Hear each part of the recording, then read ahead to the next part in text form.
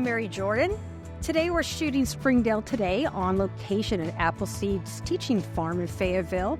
Joining us for the podcast today is Mendi Hayter, whose students from Knapp Elementary School are out here visiting today, as well as Ryan Patterson, who's the program director here at Appleseed's. Mendi's class, or please forgive me, her school at Knapp Elementary is one of 50 field trips happening here at Appleseed's farm for Springdale Public Schools through December. And we're just going to talk a little bit about what the students are learning, how they're growing, and how some of that incorporates into the need locally as well as educating our students. So thank you again for having this conversation with us. Thank you so much. Now, Ryan, I live here in Fayetteville. I've walked at this park and I've looked at the orchards and went, wow, that's really cool. Whose house is that? And I had no idea that this was a teaching farm. What can you tell me about the history and what you guys are doing here to serve the region? Yeah, absolutely. We're kind of a hidden gem here in Fayetteville, but we absolutely are so thankful to be here and have the opportunities that we do to be able to educate students throughout Northwest Arkansas. But as far as the history goes, so we as an organization, as a nonprofit, have been around all the way since 2007, and we've been working in partnership with schools through that entire time.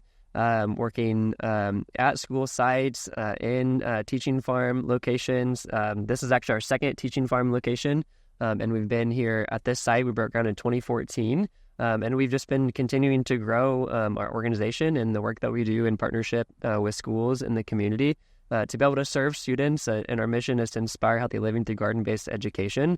So to inspire students and to build this excitement for nutritious foods and ultimately change behavior around nutrition and eating so that students can live well.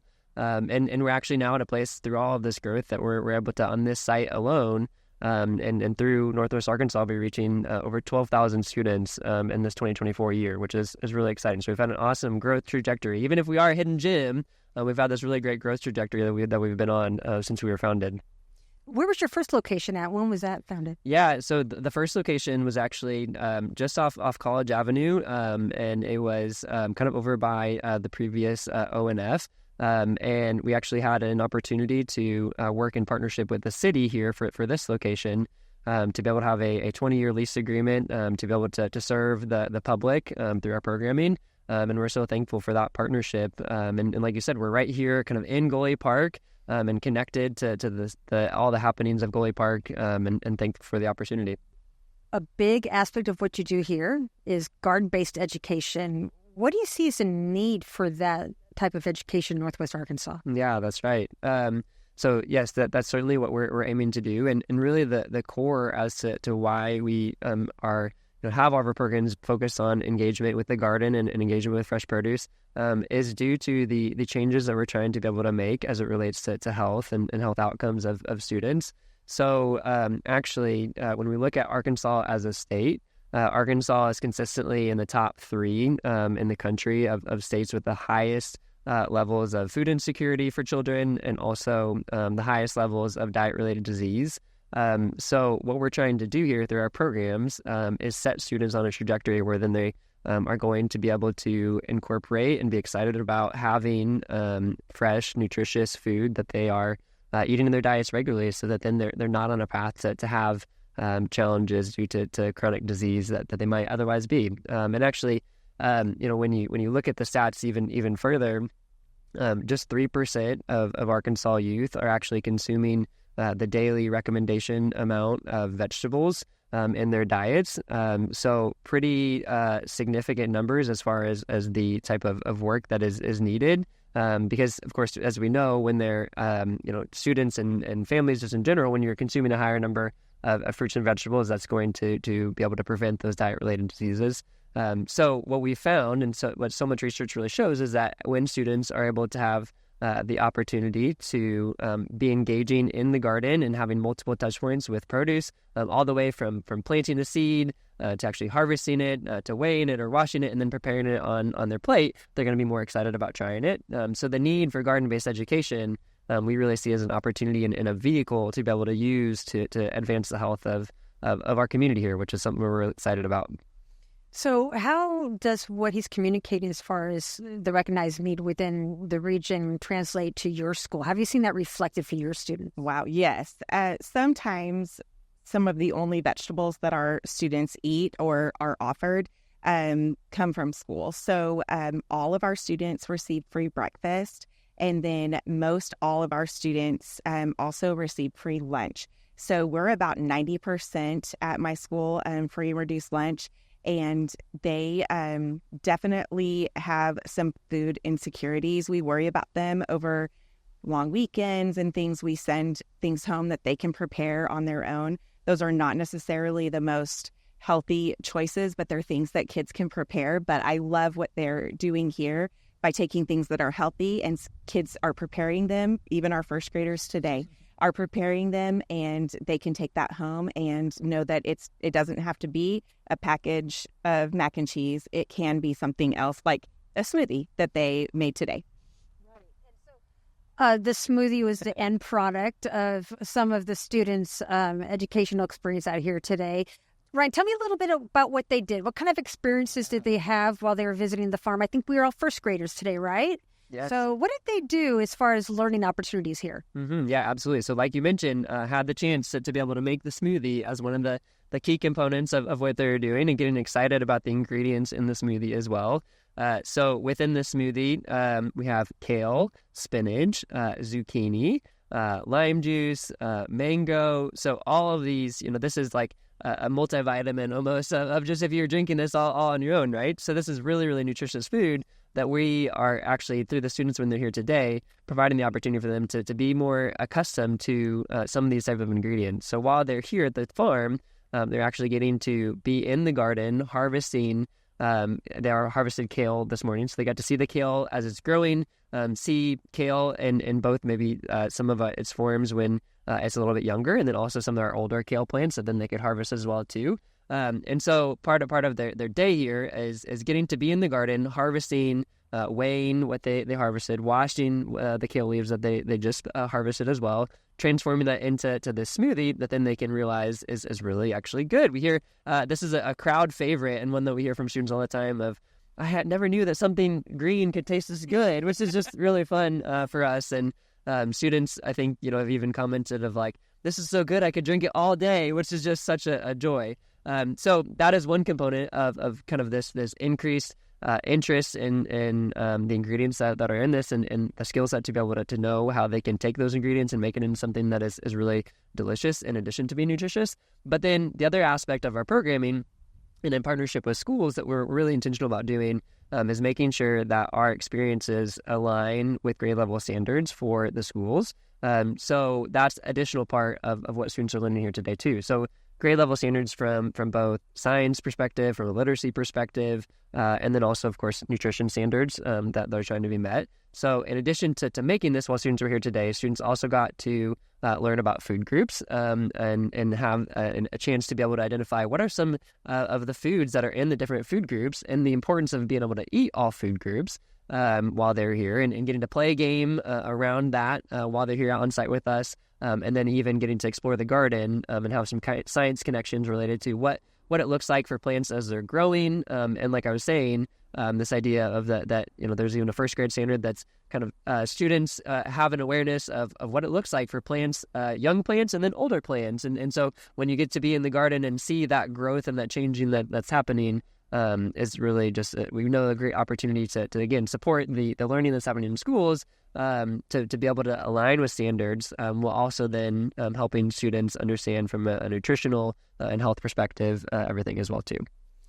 And, we only report the truth here on Springdale Today, and I promise the smoothie really is. They have a greener version, and so it was really a nice treat when they brought it out. Now, Mendi, tell me, what is the value of hands-on experiences like this for educating your students and really building on long-term impacts? Right. So at our school this year, we incorporated a little dream of mine called the Wonder Lab, and our students go once a week and explore something hands-on.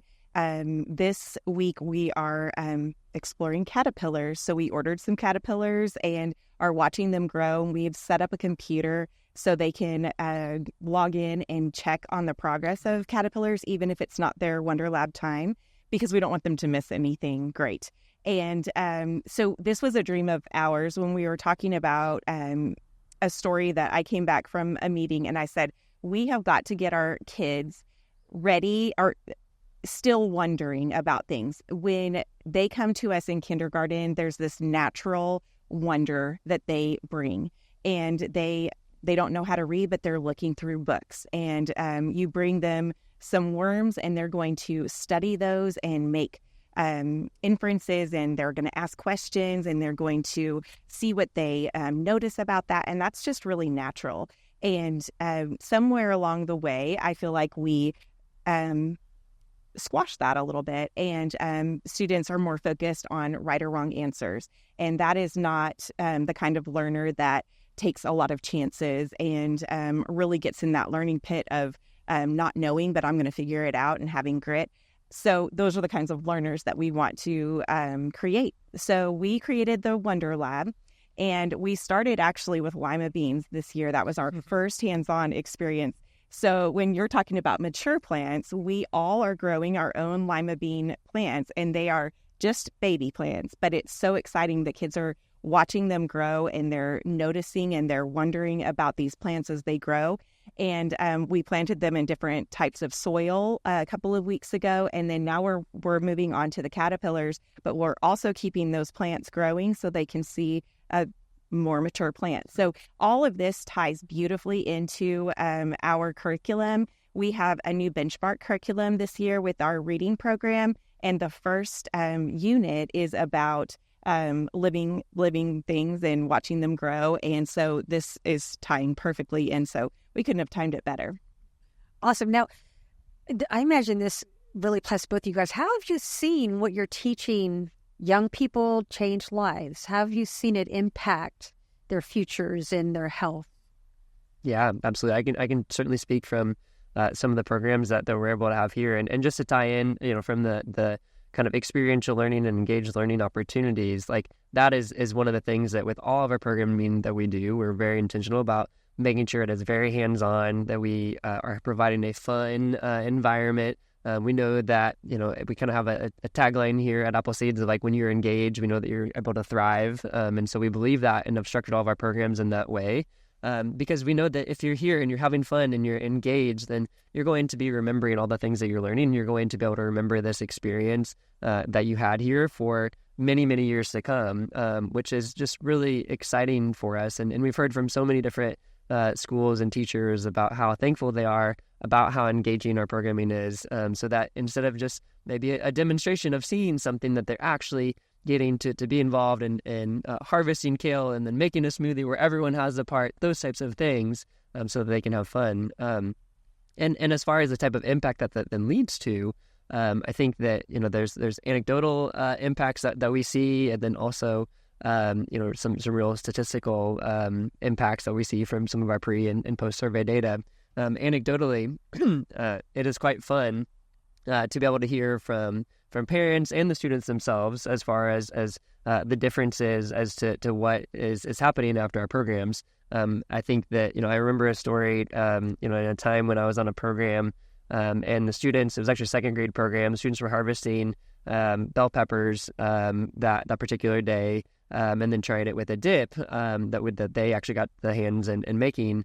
And those students, there were several that had mentioned to me that this was the first time that they had actually tried a bell pepper, and that they said this was now one of their new favorite vegetables. And so thinking about the type of impact that has on their life, so then the next time that they come across that, they're open to eating it, or have maybe the potential to have that more incorporated as a regular snack for them. That type of impact from just a small behavior change is just what, we really...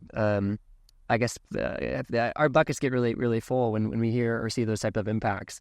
I think from parents, when we hear things as well too, from feedback of students who after one of our programs come home and they say that I want to make the smoothie that I just had at Appleseeds, or Mom, can we go and buy some kale from the store because I had some at Appleseeds with a program when we were making kale chips and that was really good. Any of those types of things that then we're able to see the impact continuing to then be recipes that families are more incorporating on a regular basis that then are really nutritious and good for the student and for the families as a whole. So so many different types of impacts that we have is really fun. We actually, when talking about kale and kind of talking about some data points, as I mentioned, we do pre and post surveys with students before programs and after to see what type of change is happening and what type of impact. And it's really awesome to see. And that actually, after our programs, a lot of our programs incorporate dark leafy greens. And so after our programs, it's over 70% of students are still excited and willing to eat dark leafy greens like spinach and kale, which is just really cool because that typically is maybe a food that some parents might just think that their kids would turn their noses up at, right? So it's really fun to be able to see that type of impact, the anecdotal type of impact, along within some of our survey data impact as well too. Well, and Mendi, what about, when you were saying that you're all growing lima bean plants, we know how much all children love lima beans, right? So there's an opportunity that exists too there for you. So what have you observed as far as anything anecdotal that you first seen being like, oh, yeah, this is clicking for our students? Well, yes. And we have a garden at our school. And actually today, our food corps member went back and she has garden helpers, and they were able to harvest little tomatoes today. And so she could not stay for the entire field trip, because she had promised the fifth graders that they were going to try the tomatoes that they harvested. So she got them washed this morning and ready for them to try. So in the cafeteria, in addition to their meal that's prepared for them, they can try the other vegetables that we grow. And that was just very, very exciting for them to see the entire process. So our plan is to plant the lima bean, the little seedlings. So we're going to go ahead and do that and see what happens. Yeah. Try it. Maybe eating them is at the end result. You never know. You never know. If they like kale as more than a garnish, they may know. That's it. All right. So, Ryan, what about other families? Is the programming that you feature here at Appleseeds limited to school districts? Oh, sure. Great question. So our primary work, and especially during the school year, then is in partnership with schools, and that we've, like I said, that's kind of where our core focus has been, knowing that they're such great partners as we think about educating students and educating kind of the whole student from not just what they're learning in schools, but educating them even around some of our concepts and values regarding kind of nutrition too. So we do place a focus on that during the school year, but we do have other programs where other students from the community can be involved. So we have cooking classes, farm table cooking classes that students can come and participate in, which is a blast. Students get to go and harvest directly from the farm as well, and then make a meal out of whatever they've just harvested, which is such fun. And then even during summer, we have some different summer camp programs, and then also, of course, lots of opportunities to volunteer for if there are any high school students or even junior high students, and opportunities for families as well too. If there are families that want to either volunteer or come and visit us on opportunities we have open garden hours to be able to come and see what all is happening here at Appleseeds. Or even some of our different dinners that we have, or opportunity even to rent our space here. So lots of opportunities that we're able to engage with the public. But certainly during the school year, our greatest partnerships are with schools. All right. And is there anything that you need to make people aware of as far as age requirements or grade limitations, or is it anyone and everybody or what? Sure. Yeah. So as far as our school programs, we really focus on reaching students in grades K through 5, knowing that there's such an opportunity to be able to help expose students early on to nutritious food while they are developing their preferences and developing their habits around what they're eating. So we place a large emphasis there and with our programs. And when we're partnering with schools, we actually will work with schools and have programming at all of those grade levels to be able to see the students at multiple years, to be able to kind of continue the impact that maybe if they're having with one field trip here, but then each year being able to deepen the experience and deepen the knowledge and ultimately the behavior change that they're having, which is really great. But other programming types of things or age requirements, I think that we do focus a lot on youth, but like I was saying earlier, there are opportunities for even not just youth and not kind of in that K-5 elementary type of age range to be involved in volunteering and helping out here on the farm too. Now, one of your staff members made me aware of something that I didn't realize is that you guys actually have partnerships, too, with 11 of our schools where you actually bring the harvest into the schools and offset what students may be taking home as food. Can you tell me a little bit about that? Yeah, absolutely. So for the schools where we are partnering and have every single grade level that we're reaching in a school year, one of the things that we've been really intentional about doing is like our programs are designed to increase the excitement around nutritious foods for families or for students, and then ultimately, families, hoping that they're going to carry that forward and tell their families about what that they just got to try a smoothie with kale in it while they're at Appleseeds today. But we certainly recognize that access to nutritious foods can be challenging for some families. So in our partnership with 11 schools and 11 Springdale schools specifically, we have been able to then, on about a monthly basis, share produce directly to those schools that then get sent home with families. So everything in our farm that you see growing behind us here is used for educational programming and then to be able to support increased access for families to nutritious foods. And Mendi, you said that Knapp may be interested in being the 12th. Yes, we can be the 12th. We have a little pantry in front of our school, and we have a couple in some of our neighborhoods as well. And anytime we fill the pantry, it is emptied almost immediately. So we have a great need in our community, in our neighborhood, with our students and their families for some healthy food for sure. So we could be 12. Yeah.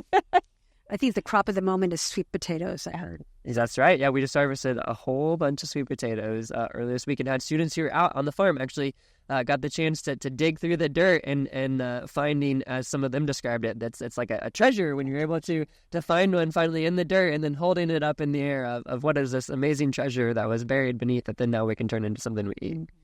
I'm thinking Harry Potter references right there.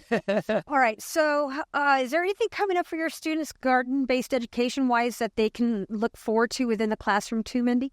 Well, we are getting our garden ready for the fall harvest, and then we will do some in-class cooking with our food corps member and who is with us this year. She's with us 3 days a week. So classes sign up for demonstrations similar to what they're doing here on a smaller scale than what they're doing here at Appleseeds, but lots of opportunities for our students to get their hands dirty in the garden, and then we will do the work in the spring to get the harvest ready for the spring as well. So we work throughout the summer. We invite our parents to come up and take the vegetables that we've grown and help us weed and help us water throughout the summer, because obviously we're not there all summer. So we have some family garden times that they can come up and help too. So, yeah.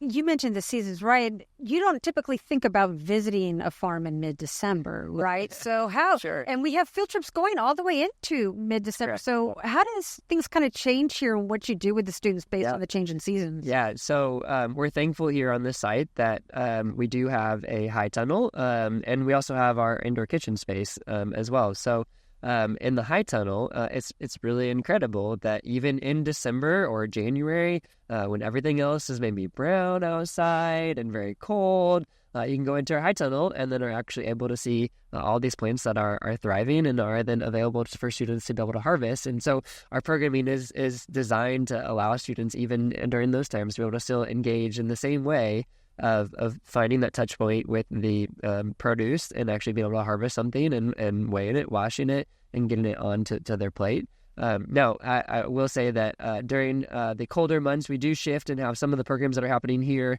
be a little bit smaller. Whereas, today, we're having 100 students that were here from Knapp in this one kind of morning slot. And so then we're able to actually then shift to having a little bit smaller just because we have some limited space as far as indoor space. But we, in addition to that, we do actually go into the schools as well during the winter months, where then we're able to have our nutrition lessons tied in directly into the school day to be able to provide students with this great opportunity to, again, learn about nutritious food and learn about how they can make recipes that are then going to benefit their health and their family's health as well. What kind of fruits and vegetables are you growing in the tunnel? Yeah. So during the winter, the types of things that we grow are definitely more cool weather crops. But we'll overwinter, and we'll have carrots that will grow in the high tunnel, spinach, kale. We have done some other radishes that have grown in the high tunnel as well too. And so as we shift in the seasons, the recipes that then the students are making are then very seasonal as well to then reflect what we're able to grow. That's really interesting. All right, so we've talked about so much, and it's been great information. Is there anything that I have not considered you guys think is important to bring to the conversation today? I think we're just really thankful for the opportunity to partner, with schools like Knapp and schools throughout Northwest Arkansas, just to be able to provide this experience. And when schools are able to see the value in what we're doing to focus on nutrition and health with their students, that this just is something that we really appreciate. So that then together as a whole, we're able to uplift our community and the health of the community and the health of the families, so that then students and families can be on a trajectory to be able to have really great health in their lives, and they can achieve everything that they would want to be able to achieve, and not be limited by maybe health outcomes. Alrighty, and then if anyone were interested in learning more about Appleseeds, coming out to volunteer, or perhaps even visiting to have an educational experience, where would you direct them? Yeah, absolutely. Our website has a ton of information about all of our different programs, and so that is the probably best place to be able to start, to be able to see everything that we have going on. But I would also mention that all of our social media sites are really great as well, just to be able to see kind of a day in the life of what all happens here at Appleseeds, and to be able to see the types of experiences that students are having. We have a really awesome team here who's involved in helping to share out everything that we do, so that then individuals can learn more too. So I'd say both of those places are great places to start. All right. What's your specific web address? Yes, we are appleseedsnwa.org. All right. Thank you guys both for being here. This was a beautiful day. We really lucked out in having this conversation with you. We appreciate your spending time with us today. And I can't wait to have future discussions about Appleseeds and things you guys are doing in the area. Thank you so much for being here. Yes, thank you so much. I appreciate it. Thank you.